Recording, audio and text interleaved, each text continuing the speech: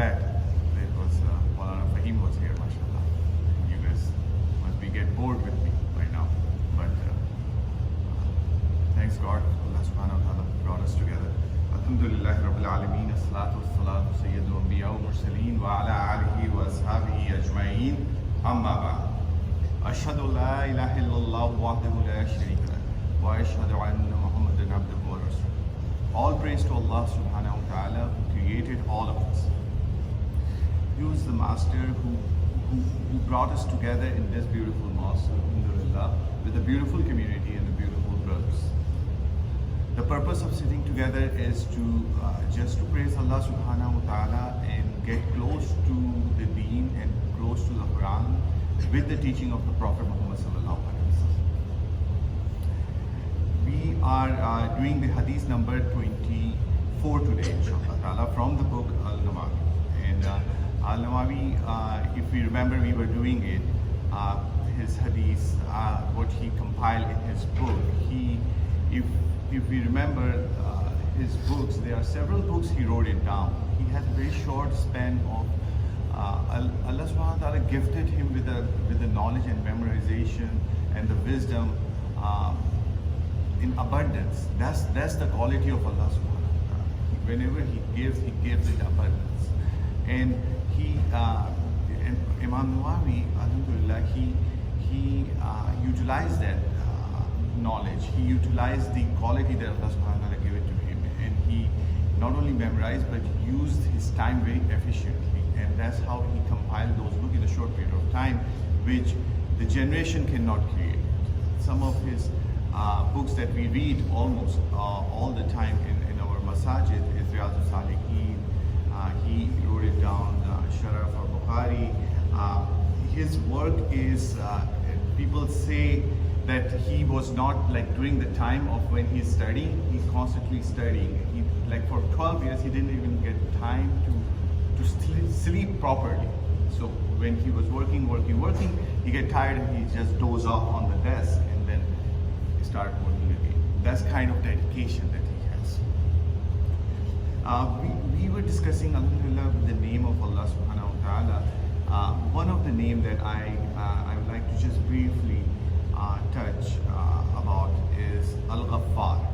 That's one of the name of Allah subhanahu wa ta'ala. His root letter is Ghain, Fa, and Ra, and Ghafara, and the meanings is in general root meanings is to cover, to conceal, to cover it up, and to the meaning in the Quran that Allah subhanahu wa ta'ala uses his name is he uses Al-Ghafir, Al-Ghafur, and Al-Ghaffar. Al-Ghafir he used at one time, Al-Ghafur he used for 91 times, and Al-Ghaffar he used 5 times in the Quran. And it's a level of forgiveness that Allah subhanahu wa ta'ala mentioned in these names. So one of the qualities of Allah subhanahu wa ta'ala that he forgive. He forgive if we do the sin once. He forgive if we do the sins again and again and again. With the same sin if we do it, Allah subhanahu wa ta'ala forgive us if we ask the forgiveness to Allah subhanahu wa ta'ala. So he is a ghafir, he forgive. He is the Ghafoor who forgive no matter how many numbers of the sins that we have. He is the one that there's a beautiful hadith of Prophet sallallahu alaihi wasallam was mentioning about that that's a hadith Qudsi is that the Ghaffar is from the Arabic fa'al, which means constantly or continuously. He's continuously forgiving us. So the abd of Allah subhanahu wa ta'ala, as all of us do the sin, and we know we do the sin, and we know we have a Rabb who will forgive, and we ask the forgiveness, and He forgives us. Then we do the sin again, and we know that we have the Rabb, and we ask the forgiveness, and He forgives us. So Allah protect us all, make us among those who ask the forgiveness to Allah subhanahu wa ta'ala every day for all the sins that we do. The hadith that we are, inshallah, starting today, I would say I may not be able to continue, complete it today, is a very comprehensive hadith. It is one of the, I would say, the first hadith Qudsi from this book series that we are doing it, that we're going to cover, inshallah. The lesson that we're going to be learning is for the today, the take-home notes we should be having is what is the Dhulm is, what is the oppression is, what kind of oppressions are, how we can stay away from it, and what is the disadvantages of it. That's the main thing that we're gonna, if we have time, we're gonna go over the guidance, like what is the guidance, how we can get the guidance, and what's the mean of the guidance, inshallah. So we start with the hadith. On the authority of Abu Dhar Ghafari Raziyallahu Ta'ala anhu, the Prophet Muhammad Sallallahu Alaihi Wasallam said, from the saying which he related to what's the saying from the Allah Subhanahu Wa Ta'ala, because this is the Hadith Qudsi. So the wording is his Prophet Muhammad Sallallahu Alaihi Wasallam, but the meanings is from the Allah Subhanahu Wa Ta'ala.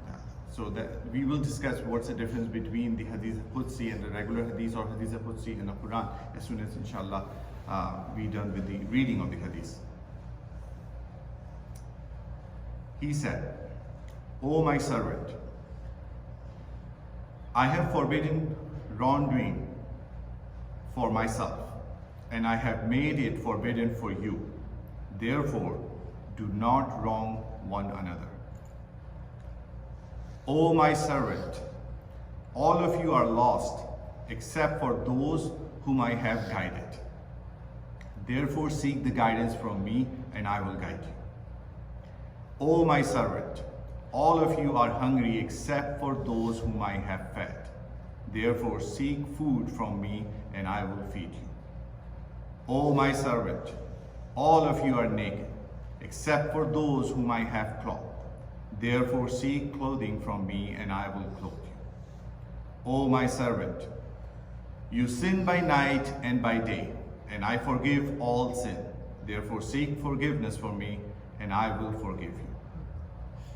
O my servant, you will not be able to harm me so as to bring any harm to me.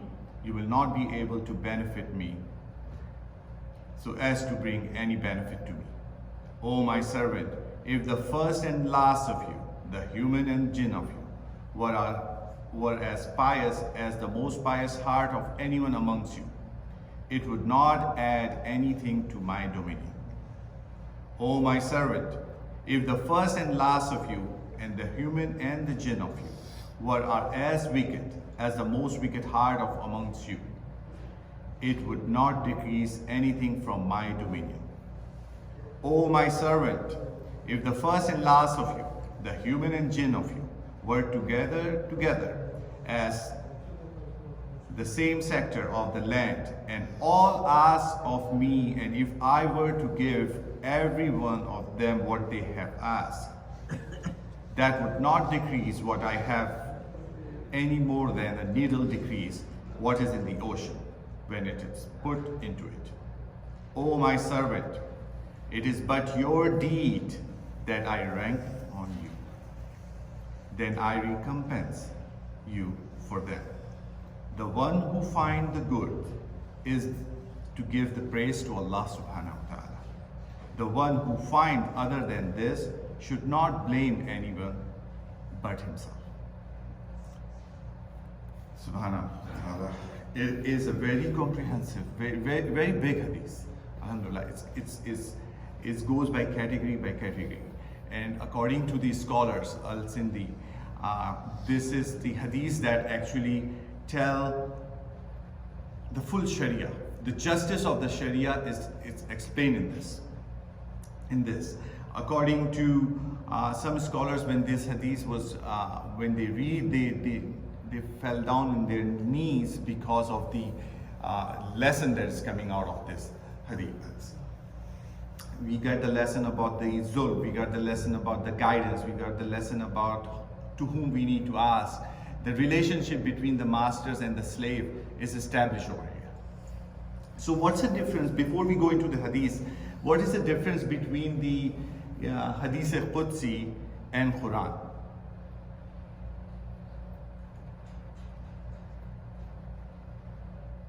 What do you guys have to say about it? Like, give me some feedback. So hadith say, Quran is the directly come from Allah Tabarak wa Ta'ala.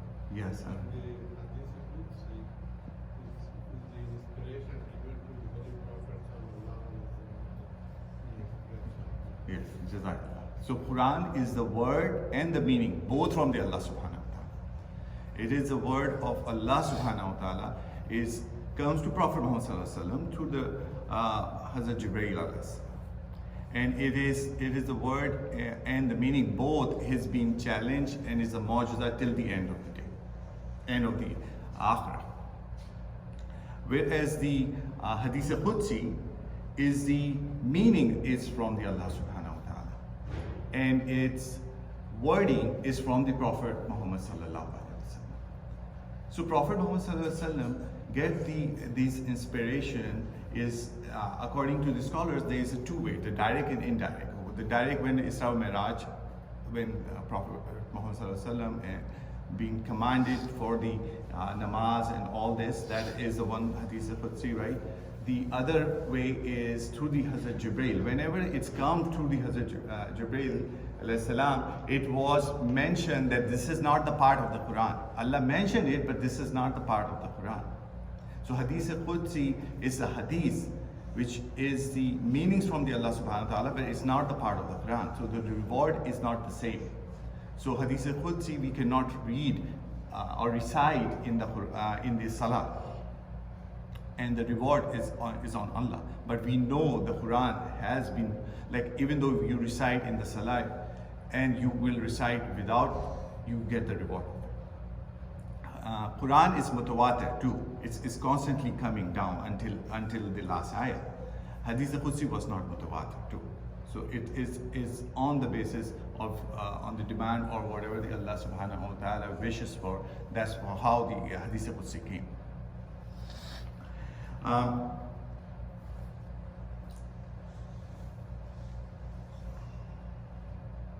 That's the major difference about that. We already discussed the three way that the Hadith Qudsi came to Prophet Muhammad sallallahu alaihi wasallam. One is from the Allah subhanahu wa ta'ala directly.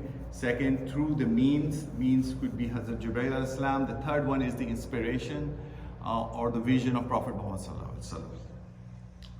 So in this hadith, the first thing that you see, "O my servant," Ya ibadi.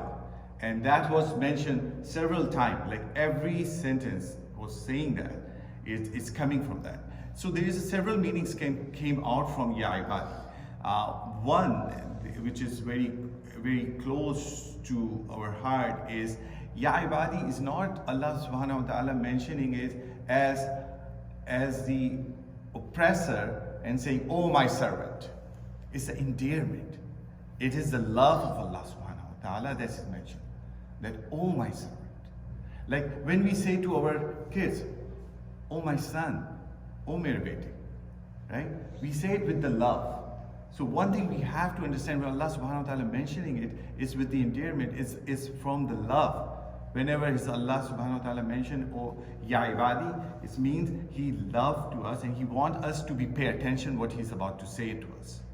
So that's the most important. As soon as Allah subhanahu wa ta'ala mentioned Ya ibadi, our ears should be, okay, there's something very important. Even though every single word is very important, but this is something that's for me right now, that I need to listen to it. That's the one lesson that ulama is saying, that is whenever the Ya ibadi come, you should grab that. It creates a relationship between the master and the slaves, that we are in need of him, he does not need of us. He creates the relationship is who is the owner, who has the full control. The first thing that this hadith mentioned is about the zulm. So what is the zulm?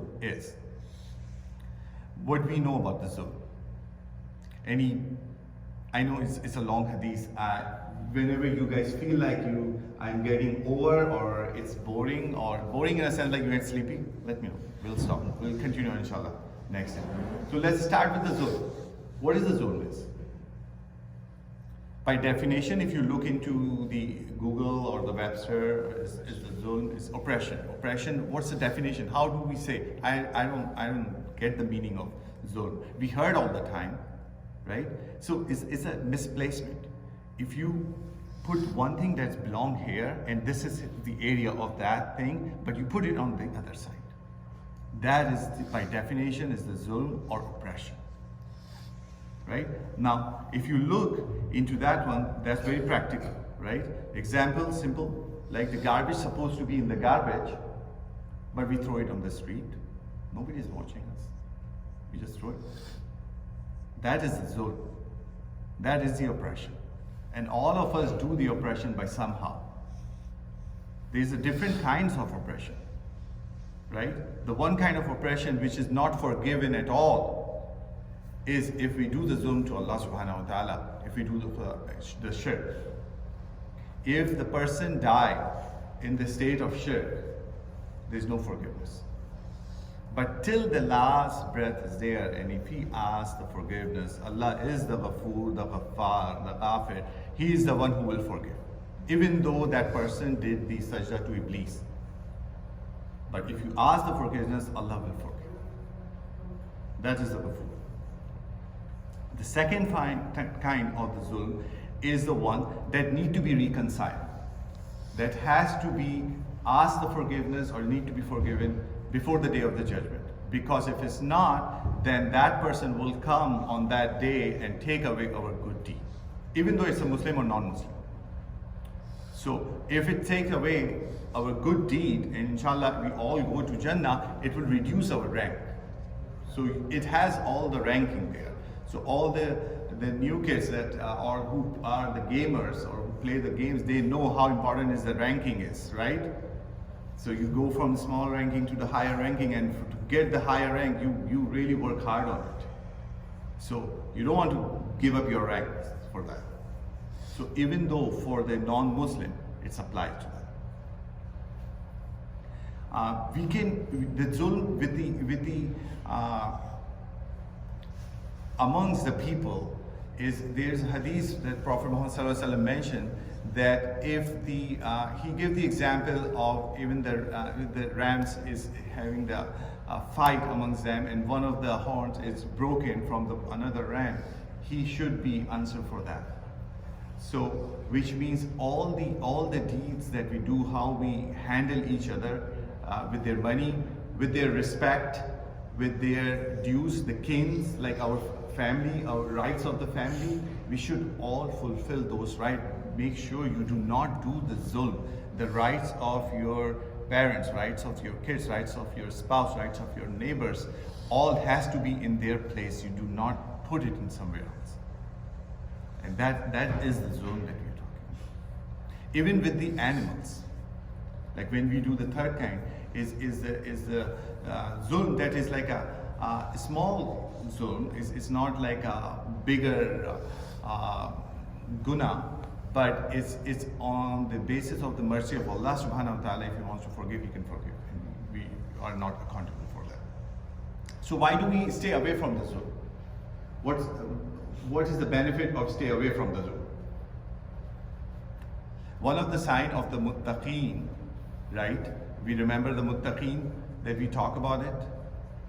It's these are the ones who do not do the zulm. They are the ones who give in the prosperity, and in the case of the you don't have the money, you still give the money. They are the ones who forgive, right? Allah loves the people who forgive. Allah do not love the people who do the zulm. So we stop it over here. And inshallah we'll talk about the guidance from the next time, how to get the guidance, what does the mean of the guidance, what are the 4 steps of getting the guidance. We start from there inshallah. And Jazakallahu khair for listening to me. May Allah guide us all. May Allah make us among the people who do not do the zulm. And even though if we do the sin, may Allah forgive us. Make us among those that who ask the forgiveness to Allah subhanahu wa ta'ala. And Allah is the one who is the Ghafir, who is the Ghafoor, Who's the Rahman? Who's the Rahim? May Allah bless us all.